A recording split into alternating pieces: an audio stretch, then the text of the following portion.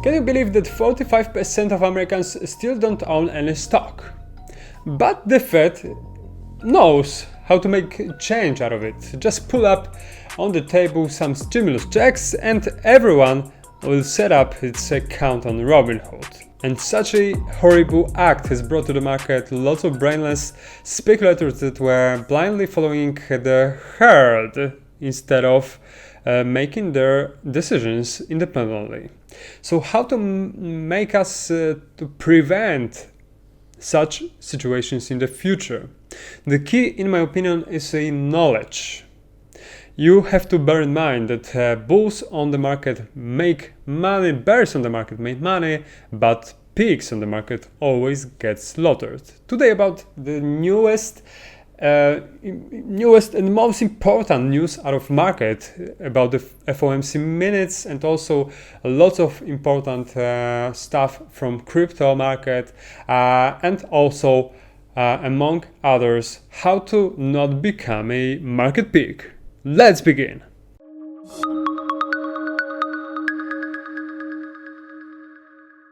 And in today's episode, I'll be experimentally switching the market movers to become a third section to be presented, and I'm just getting economy view as a first. So let's get into it. And as of yesterday, we had FOMC minutes that has shown us that the Fed is not prepared right now for tapering and will probably accelerate its taper timeline to perhaps the next few months. So it's still a lot needs to be done in terms of economy. Such words that were just spoken during this FOMC minutes, pointing that we are leaning towards making announcements about this topic by the end of the year at latest, and probably the November's FOMC meeting will be such time to announce how the Fed will finally pull back stimulus. Powell also suggested that the current pace of purchases remains appropriate.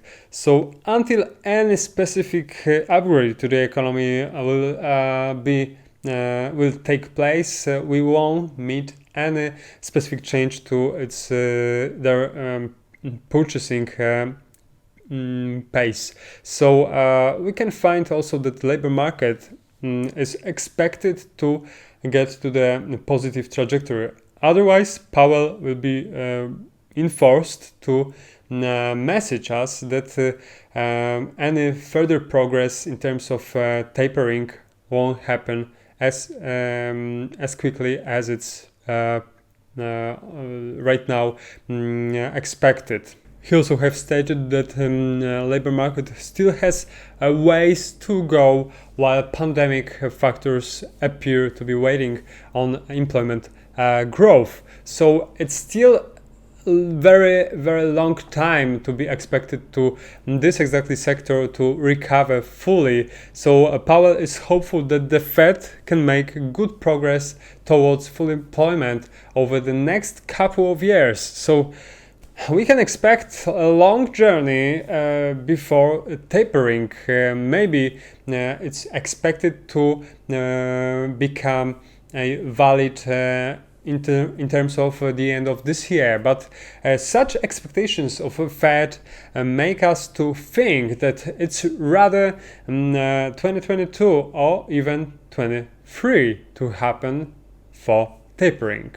And by that time, the inflation may get really huge. And doesn't mean that problems doesn't seem to be transitory, as we have been assured previously. And needless to say, we are struggling with getting this initial jobless claims and also US payroll gauges to the pre-pandemic levels. However, even we have recently had a problem with getting real US payroll data, as they have been recently over leveled. So US payrolls, the number of workers on payrolls will probably be revised down by 166,000 during the recent year period, according to Labor Department's preliminary benchmark projections issued Wednesday. So we can't even get a grip of what we are fighting with, as the data from the US economy is getting worse and worse every single time. And this exactly chart showing us that index of 10 indicators of real economic activity, representing such series covering consumer behavior, labor market and production, is right now showing that overall diffusion index is well off its peak reopening high, and the weekly rate of change remains mostly negative. And this can really make us doubtful that such pace of economic growth may be sustained without another time of loose fiscal policy. However, if we get back to the loose fiscal policy, we would have a problem of rising wealth inequalities among society. So just look at this. Although US mean wealth has grown since 1989, we can find that those numbers are skewed sharply by those in the top 10 and 20% of income earners. And the only one factor that may become equalizing those diversities is just mere free market. As recently The Economist asked whether inequalities should play a substantive role in monetary policy decisions. It's really at the very high level in terms of that this role will be played as minimal. So the Fed and others, any other central bank, whether it's Bank of England or European Union central bank, shouldn't really bothered about such inequalities, because anytime they try to fix it, they destroy it and worsen it even more. And for Fed and other central banks, any single impact on the market made by their hands is a good impact. So they are just securing themselves for such any occasion. Just the combined balance sheet of the four major central banks has surged by more than $10 trillion since the end of February 2020. And for them, the conclusion is that risk is too high not to go bigger. So central bank creates money by crediting reserves to the private banks that are using them to finance the purchase of government bonds. So literally, but indirectly, the bigger central banks become the bigger bubble on government bonds that are becoming manipulated. The public sector liability of government bonds is replaced by the reserves created to finance the purchase. So the effect on the profile of outstanding debt finally may get dramatic. So let's look at this. Fed is really habit forming for the economy and makes us want more and take it repeatedly.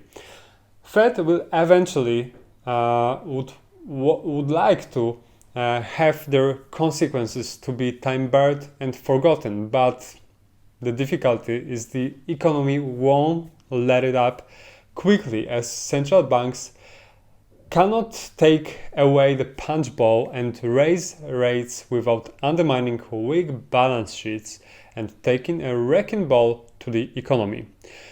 Repercussions of such Fed's acting disorder we may see throughout next year to come.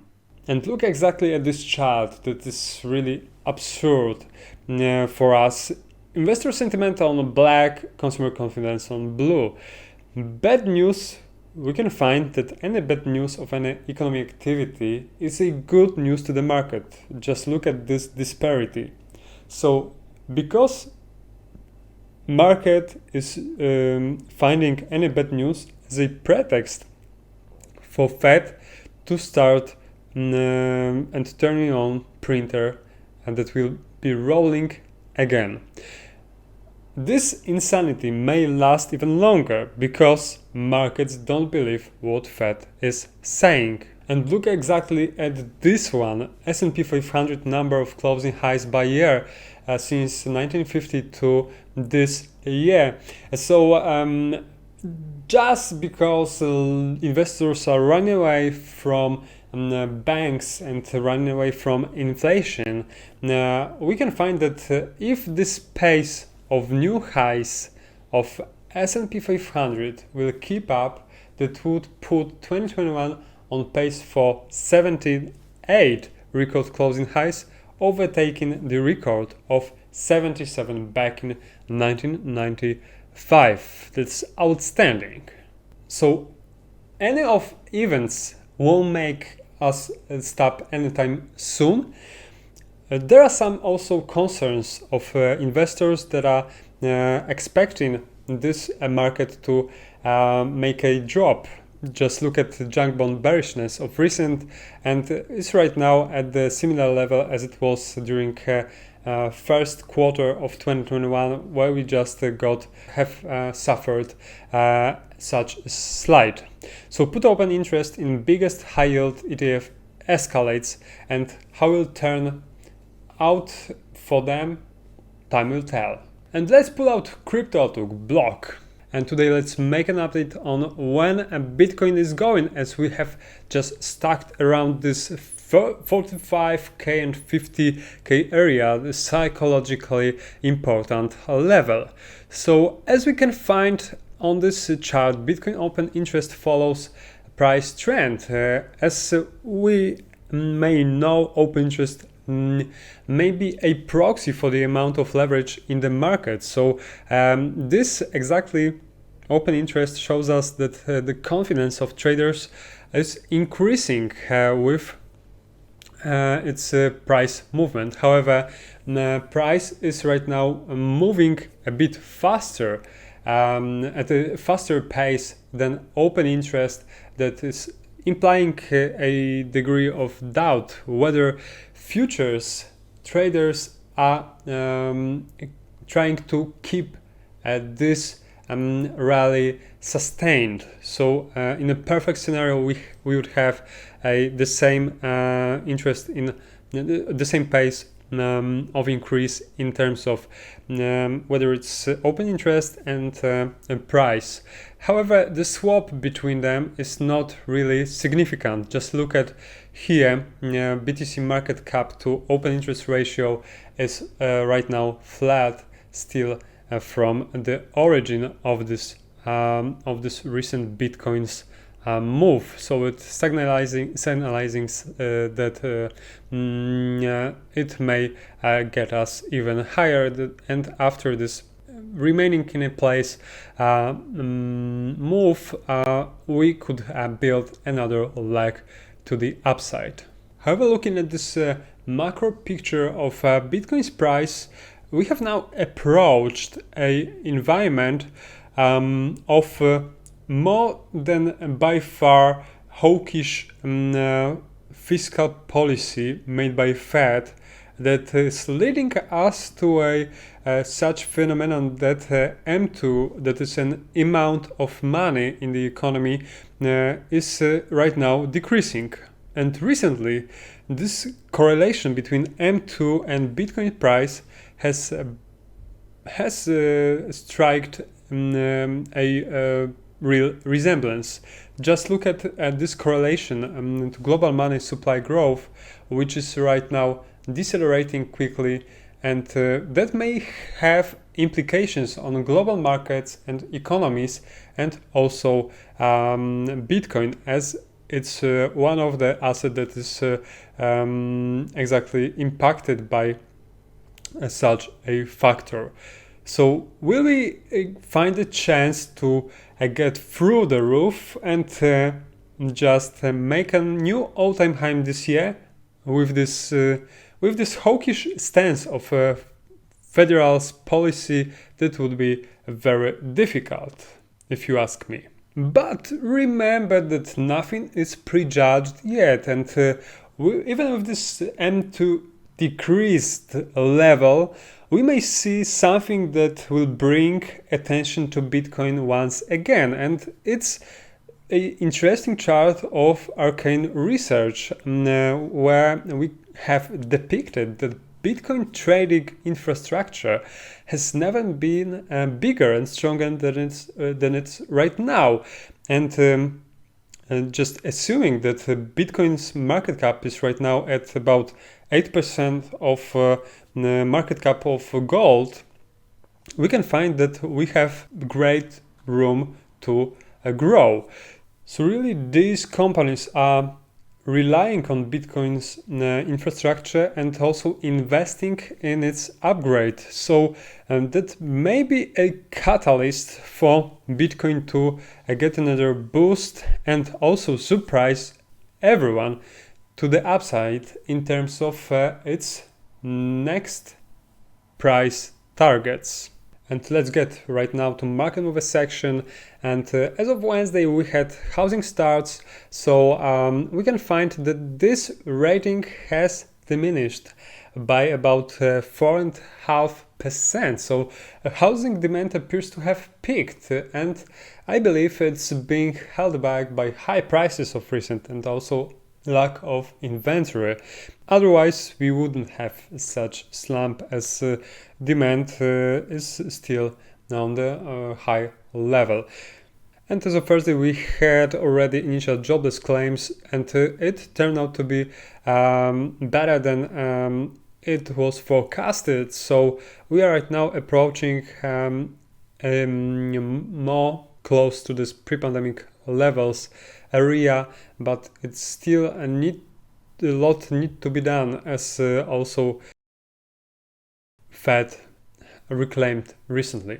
And we are slowly but surely approaching the end of earnings season, and those two tickers that we've been focusing on recently in terms of the most important of this week, Nvidia and Cisco, has surprised to the upside. So finally, the mood in the Wall Street is still at the high levels.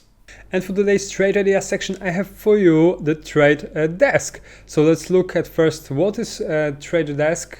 Trade desk is a technological company that markets a software platform used by digital ad buyers to purchase data-driven digital advertising campaigns. So it's a stock that has gained so much after this post-pandemic stock market boom, and has gained about 450%.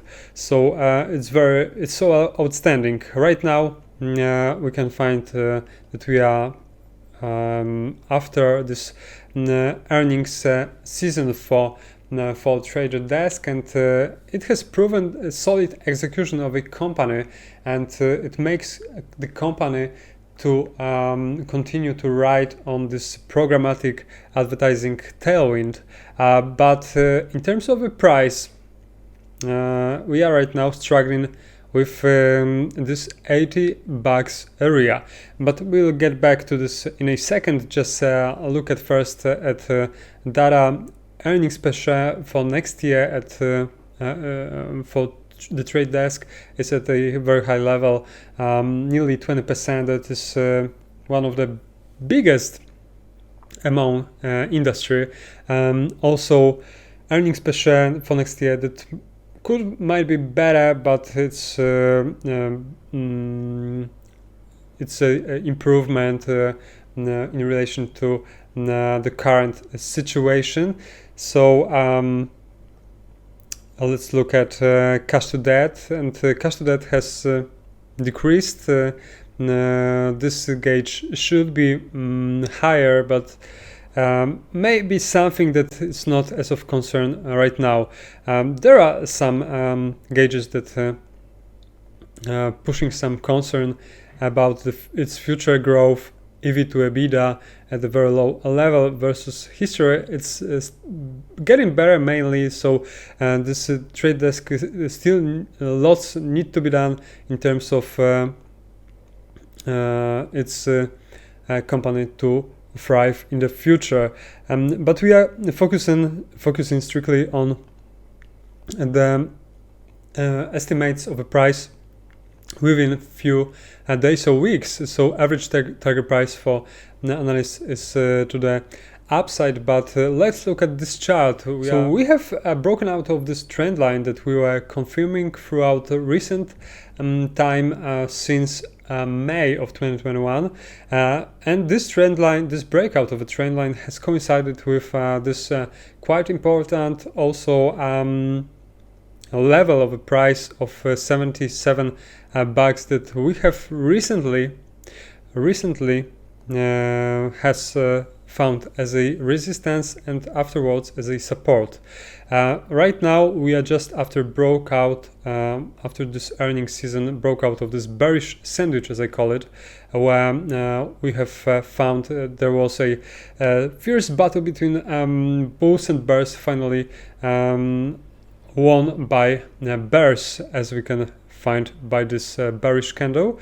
So right now we are covering this gap at $76, and afterwards I find this move to extend to the downside. Just the possibility of a move may equal at the end at least to this $68, just to equalize the recent support that we have found at 67 bucks. So with the trading board, that would be something like this, with risk reward ratio at a level of 3.12 as it's satisfactory, and the exit of this trade I would make at around 79 bucks. So despite all the good fundamental data for the trader desk, we may be found in a situation where we need just correction. So this correction may get us back to this 67 US dollars. In terms of area of entrance, there's area of this exactly levels of 76 and also 77.8. So if the price will get above or below this exactly box, I wouldn't find this proposition of a trade as to be valid. And as always, remember about your risk management. Always adjust your trading position to your risk appetite, and remember about not betting more than 2% of your trading portfolio per one trade. So that's it for today's episode. Thank you very much for watching. If you have any questions, just put it in the questions in the section below, and likes and shares will be high appreciated. See you tomorrow.